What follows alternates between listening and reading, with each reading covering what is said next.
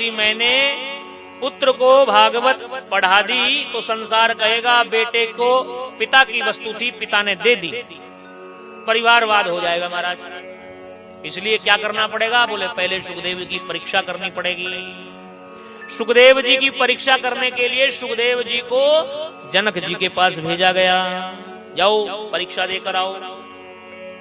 सुखदेव जी द्वार पर जनक जी के पहुंचे।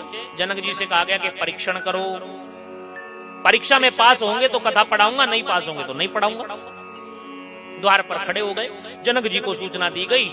ऐसे करके द्वार पर सुखदेव जी खड़े हैं। बोले खड़ा रहने दो थोड़े दिन तक, देखो उनके मुखमंडल की आभा बदलती है कि नहीं बदलती है। सुखदेव जी मुस्कुरा करके जैसे खड़े हुए, कई दिन बीतने के बाद भी मुख पर वही मुस्कुराहट थी।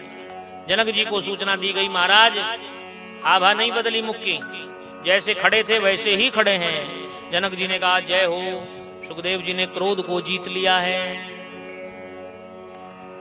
क्रोध को जीत लिया, प्रवेश मिल गया। महल में गए, जाते ही एक झूले पर बगीचे में बिठा दिया गया। बगीचे में सुखदेव जी को बिठाया गया। जनक जी के आज्ञा से कई स्त्रियां आकर के सुखदेव जी के चारों ओर खड़ी हो गई।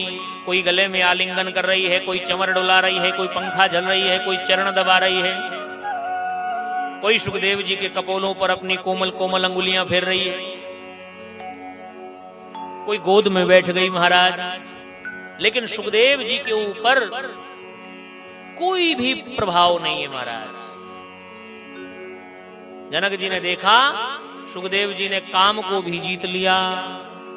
सूचना दे दी गई व्यास जी को, काम करो, दोनों को जीत लिया, इसलिए कथा पढ़ाओ। सुखदेव जी परीक्षा में पास होने के बाद बद्रीनाथ में मां सरस्वती के तट पर आए और महर्षि वेद व्यास ने सुखदेव जी महाराज को भागवत की कथा पढ़ाई।